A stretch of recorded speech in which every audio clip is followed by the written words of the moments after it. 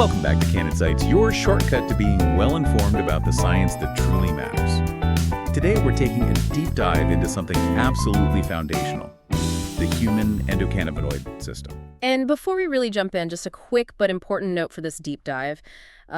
The clarity and, let's say, efficiency of our message today were enhanced with some help from AI. Right. But, and this is crucial, rest assured that every single word, all the content, every scientific detail you'll hear has been rigorously prepared and reviewed by professional cannabis scientists. Absolutely vital. Our commitment to scientific accuracy and integrity is, well, it's paramount. Couldn't agree more. So our mission today is really to pull back the curtain on this human endocannabinoid system, the ECS. You see, truly grasping this intricate internal network isn't just for scientists in labs. No, definitely not. It's essential for understanding how plant compounds like, say, THC and CBD actually interact with your body. It's really the key that unlocks so much of cannabis science. Okay, so let's unpack this a bit. The human endocannabinoid system. It sounds incredibly complex, right? Maybe a little intimidating. It can sound that way. But at its heart, it's this central, utterly fascinating network within all of us. Think of it maybe as your body's master regulator, constantly working behind the scenes to keep things in balance. That's a great way to put it, a master regulator. It's truly key to understanding so much about your health and, importantly for our listeners, how certain plant compounds affect you. Indeed it is. The ECS is this widespread neuromodulatory network, basically, a complex communication system. You've got receptors, signaling molecules, enzymes, the whole setup. Okay. And what's truly fascinating here, kind of amazing really, is that its discovery back in the late 80s, early 90s, it stemmed directly from scientists trying to figure out how THC worked. Right. Andine tetrahydrocannabinol, the main psychoactive bit in cannabis. Exactly. They were studying THC and boom, they stumbled upon this entirely new biological system within us. It was a real aha moment, you know? Wow. And we're still unraveling it today. It really highlights how nature, through cannabis, kind of pushed us to discover something profound about ourselves. That's quite an origin story. So if it's a communication system, yeah, what are the main players? Who's doing the talking and listening? Okay, so at its core, the ECS has three main parts. You can think of them as maybe the locks, the keys, and the cleanup crew. Makes it a bit easier. Locks, keys, cleanup crew. Got it. First, you have the cannabinoid receptors. Yeah. Primarily, we talk about type 1, or CB1, and type 2, CB2. CB1 and CB2. Right. These are a specific type of signaling hub called G-protein-coupled receptors, GPCRs, and critically, they're the main targets for THC. Think of them like the locks on your cell doors, waiting for the right signal. Okay, the locks. What about the keys? Those are the endocannabinoids, or ECBs. These are endogenous, meaning your body naturally produces them. They're lipid messengers. Our own internal keys. Exactly. The two most studied are anandamide AEA, first found in pig brains, actually, and famously named from the Sanskrit word for bliss. Bliss, I like that. And 2-arachidinylglycerol, or 2AG. These are the body's own keys designed to fit perfectly into those CB1 and CB2 receptor locks. Anandamide and 2AG. Okay. And the cleanup crew. Right. Those are the metabolic enzymes. These are proteins, and they do two jobs. They build the endocannabinoids, and they break them down. Ah, construction and demolition. Pretty much. For building them, you have enzymes like NABEPLD for anandamide and DAGL for 2AG. And then for breaking them down and ending their signal, you've got FAH for anandamide and MAGL for 2AG. FAAH and MAG. Yeah. These enzymes are like the precise on and off switches. They make sure the internal messaging is really tightly controlled. So it's not just about making these messengers, but also about getting rid of them quickly. That sounds like that on-demand principle you hear about. Exactly. That's what's truly remarkable here. Unlike, say, classic neurotransmitters that get made and stored in little packages. Right, waiting to be released. Endocannabinoids are mostly synthesized on demand. Your body just whips them up right when and where they're needed, usually from precursors in the cell membrane. Instant production. Yeah, this made-on-demand thing means they act very locally and very briefly. It's like a precisely timed whisper, not a constant shout. Okay, makes sense. And then after that brief burst of activity, those specific enzymes we mentioned, like FAAH and MAGL, they swoop in and quickly shut down the signal. It's a highly localized, time-sensitive system, which is absolutely crucial for its delicate balancing act. And is there anything else involved in clearing them out? Well, there's also thought to be a process, maybe involving a specific transporter protein, that pulls them back into the cell from the space outside for degradation. The exact protein, the so-called EMT or endocannabinoid membrane transporter, is still kind of debated, under investigation. And interestingly, other enzymes, like COX2, which people might know from inflammation pathways, can also process these endocannabinoids, converting them into entirely new signaling molecules. So it can actually shift the conversation onto a different biological track. Wow, okay, so here's where it gets really interesting for me. If the ECS is this complex conversation, and CB1 and CB2 are the main receiving stations or locks, where exactly are these stations located in our bodies? That's a great question. Because their placement must dictate Yeah, what they do, right? And what kind of messages are they usually receiving in those specific spots? absolutely. The anatomical distribution is key to understanding their diverse roles. Let's start with CB1 receptors. Okay, CB1. These guys are predominantly found all through the central nervous system, especially abundant in the brain. Think areas vital for memory like the hippocampus, for movement control like the cerebellum, and across the cerebral cortex for higher thinking. So heavily concentrated in the brain. Very much so. And what's fascinating is where in the brain. While they're on various neurons, they are particularly jam-packed onto synaptic terminals. The ends of nerve cells, where signals jump across. Exactly, right at the point of communication. This highlights their major role in modulating synaptic transmission, basically fine-tuning how neurons talk to each other. They're like the master volume controls for brain activity. Volume controls, I like that analogy. They're also expressed by some astrocytes, which are important supportive cells in the brain, not just neurons. Okay, so CB1 is the brain's main player. What about CB2? Also in the brain. Well, initially, CB2 receptors were thought to be mostly outside the central nervous system, primarily distributed in peripheral tissues, and especially immune cells. Ah, the immune system. Right, found abundantly in places like the spleen, tonsils, other immune tissues, but our understanding is always evolving. Science marches on. Exactly. Recent studies have definitely shown they are present in parts of the brain, like the brainstem, and their expression can increase, especially under conditions like injury or neuroinflammation. So they show up when there's trouble. Kind of. Well, When activated in microglial cells, those are the brain's own resident immune cells. CB2 activation generally has an anti-inflammatory effect. So yeah, while CB1 is the brain's major communication modulator, CB2 is a key player in immunity, both in the body and, we're learning increasingly, in the brain too. okay. And how do they actually send their signals once activated? You mentioned GPCRs earlier. Right. Both CB1 and CB2 are these G protein-coupled receptors, and they primarily link up to inhibitory G proteins. This means when they're activated, they tend to act like dimmer switches for cellular activity. Dialing things down. Often, yes. They can inhibit certain enzymes like adenyl cyclase, which reduces a key signaling molecule called CAMAMP. They can block certain calcium channels, which affects neurotransmitter release. But they can also stimulate other pathways like MAP kinases or certain potassium channels. It's intricate. So it's not just off, it's fine-tuning. Precisely. This intricate signaling allows them to fine-tune countless cellular processes. It's why they're such crucial regulators for maintaining that internal balance or homeostasis. Okay, so what does this all mean for the bigger picture then? You mentioned earlier that the definition of the ECS is actually ever increasing. That suggests there's more to it. What other receiving stations are involved? And what's this broader concept, the Endocannabinoid Dome? Sounds huge. It is. If we connect this to the bigger picture, you're absolutely right. The system is far more expansive than just CB1 and CB2. Anandamide and 2-AG are main endocannabinoids, but also plant-derived ones like THC and CBD. They interact with more molecular targets than just those two receptors. Okay. This wider network of lipids, their receptors, and their metabolic enzymes is what some scientists now call the Endocannabinoid Dome. It really expands our view. It's not just a couple of keyholes. It's a whole interconnected signaling web. So what else is in this web? Well, one key group within this endocannabinoid dome are the transient receptor potential channels, or TRP channels for short. TRP channels. Yeah. These are different from CB1 and CB2. Think of them as sensors for a whole range of stimuli, heat, cold, pressure, chemicals. Sensory inputs. Exactly. For instance, TRPV1. This is a channel activated by noxious heat. It's actually the same channel that capsaicin, the compound in chili peppers, activates. Makes things feel hot and spicy. Oh, the chili pepper receptor. Right. And fascinatingly, anandamide, our bliss molecule, was discovered to be the first endogenous activator of human TRPV1.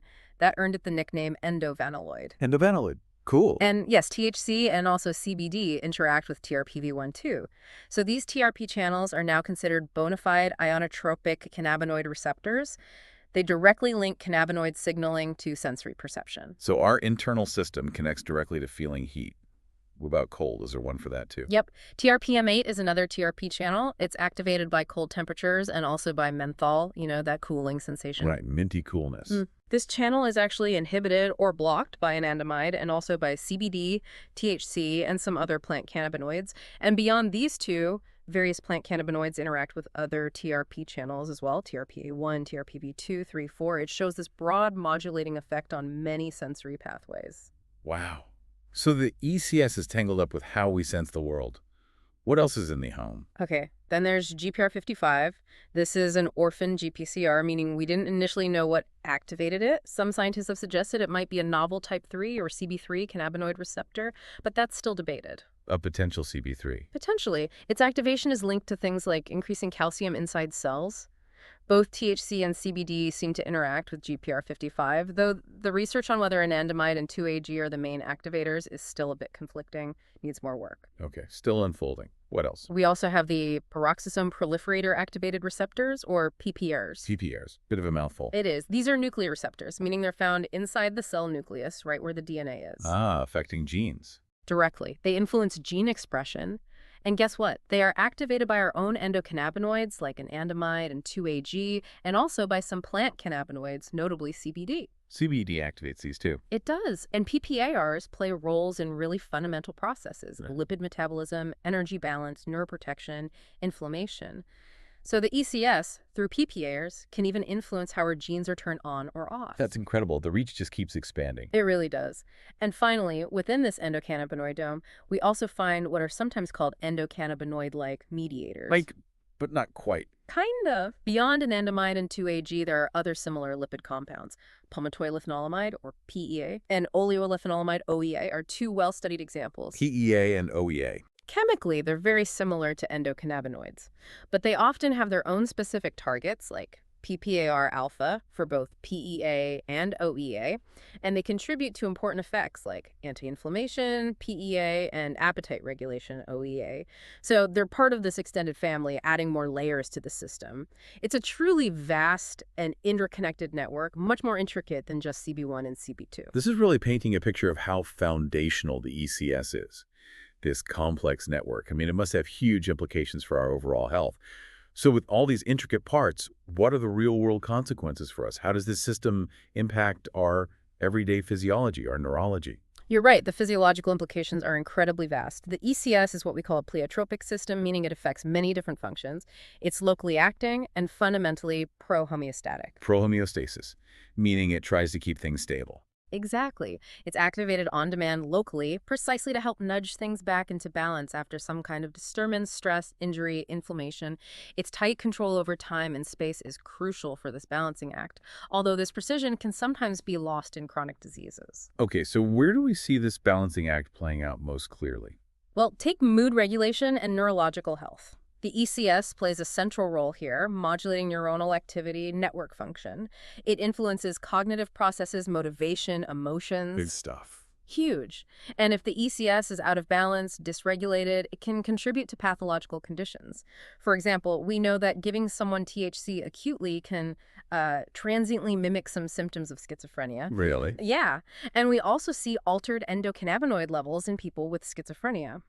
This connection is also why heavy cannabis use during adolescence is linked to an increased risk of developing schizophrenia later in life. Anandamide levels seem particularly involved there. It really highlights the delicate balance the system maintains in our brains. That's a profound link to mental health. What about its role even earlier, like in development, before we're even born? Great question. The ECS is actually present from the very earliest stages of pregnancy, and it plays a critical role in the developing nervous system. How so? It impacts how nerve cells find their correct paths and form connections, intricate processes called axonal pathfinding and neuronal circuit wiring. For instance, activating CB1 receptors has been shown to guide the growth cones of developing neurons, literally helping shape how the brain gets wired. Wow, so it's fundamental to building the brain. Absolutely. Which, of course, raises important questions about how cannabinoids consumed by the mother during pregnancy might affect that crucial brain development process. Right, a very important consideration. What about something like pain? That's a big reason people explore cannabis. Yes. Pain modulation is another area where the ECS is significantly involved. A lot of research shows that targeting CB2 receptors with specific activators or molecules that activate CB2. The immune system receptor, mainly. Right. Or, alternatively, preventing the breakdown of our own endocannabinoids by inhibiting those enzymes like FAAH. Both approaches can provide significant pain relief in animal models of inflammatory pain and neuropathic pain. And the advantage there. The exciting part is that focusing on CB2 or FAAH inhibition often seems to avoid the main psychoactive effects, the high, that comes from strongly activating CB1 receptors in the brain. Ah, so pain relief without the high. That's a huge goal. It is. It offers a potentially very promising therapeutic path. Okay. What about immunity and inflammation more generally? You mentioned CB2 on immune cells. Exactly. Given the prevalence of CB2 on immune cells, activating them especially on microglia, the brain's immune cells is generally seen as anti-inflammatory. And remember those PPOs we talked about? The gene regulator? Yep. Their activation also affects inflammation. So the ECS is deeply tied into the body's immune response and its ability to calm down excessive inflammation. Makes sense. And appetite. The munchies are pretty famous. Yes. Appetite and metabolism. ECS is definitely a key player there too. The CB1 receptor in particular seems to drive appetite. Remember Ramonabent? Vaguely. Wasn't that an anti-obesity drug? It was. It worked by blocking CB1 receptors. And it was effective for weight loss. But There's always a but. there's a big but. It was eventually withdrawn from the market because of significant psychiatric side effects, increased rates of depression, anxiety, even suicidal thoughts. Wow, that's serious. Extremely. It powerfully underscores just how intricate the balance is that the ECS maintains. Broadly, shutting down a key part, like CB1, can have really unintended, widespread, and serious consequences. A cautionary tale for sure. Any other major roles? One really fundamental one in the mature nervous system is its role as a retrograde messenger in synaptic plasticity. Retrograde. Going backwards. Exactly. Endocannabinoids are often released from the postsynaptic neuron, the one receiving the signal, and travel backwards across the synapse to activate CB1 receptors on the presynaptic neuron, the sender, Why would it do that? to modulate neurotransmitter release. It's a way for the receiving neuron to give feedback to the sending neuron, telling it to maybe release less neurotransmitter next time. This is a key mechanism for how our brains adapt, learn, and form memories, the very essence of synaptic plasticity. So it's involved in learning and memory at a fundamental level. Absolutely. And beyond that retrograde signaling, endocannabinoids also directly modulate neuronal excitability by tweaking various ion channels. So they fine-tune the electrical signals neurons use to communicate in multiple ways. It's a system that truly underpins so many fundamental bodily functions, how we think, feel, learn, respond to stress, manage pain, regulate immunity. It's everywhere. Okay, we've really explored the deep inner workings of the ECS and its huge physiological roles. Let's bring it all home now. How do the plant-derived cannabinoids, the phytocannabinoids like THC and CBD that people consume, how do they truly integrate into this intricate picture? And why is understanding this system so crucial for the future of cannabis science? Right. The interplay between our internal endocannabinoid dome and the external phytocannabinoid dome from plants is, well, it's fascinating, complex, and there's significant overlap. So they speak the same language, essentially. In many ways, yes. Take THC. It basically mimics the action of our own endocannabinoids, particularly anandamide and 2-AG, by binding with high affinity to both CB1 and CB2 receptors. The master key analogy again. Kind of. It's considered a potent activator or agonist at CB1 receptors especially, and its well-known psychotropic effects, the high, are primarily driven by this strong interaction with CB1 in the brain. It fits the lock and turns it, sometimes quite strongly. Got it. What about CBD? It's everywhere now, but it doesn't cause a high. How does it fit in? Cannabidiol, or CBD, is really interesting because it's non-psychotropic, yet it significantly interacts with the ECS, just differently than THC. How so? Well, for one, it acts as a moderate inhibitor of that enzyme, FAH, the one that breaks down anandamide. Ah, the cleanup crew for anandamide. Exactly. By inhibiting FAAH, CBD can potentially increase the levels and prolong the action of our own natural anandamide. Boosting our internal bliss molecule. Potentially, yes. But perhaps even more crucially, CBDD also functions as a negative allosteric modulator of the CB1 receptor. Negative allosteric modulator. Okay, break that I down. mean, CBD binds to a different site on the CB1 receptor than THC or anandamide do. And when it binds there, it changes the shape of the receptor in a way that makes it harder for THC or anandamide to activate it as strongly. So it dials down the receptor's sensitivity. That's a great way to think about it. It can attenuate or reduce the activation of CB1 by both THC and our own endocannabinoids.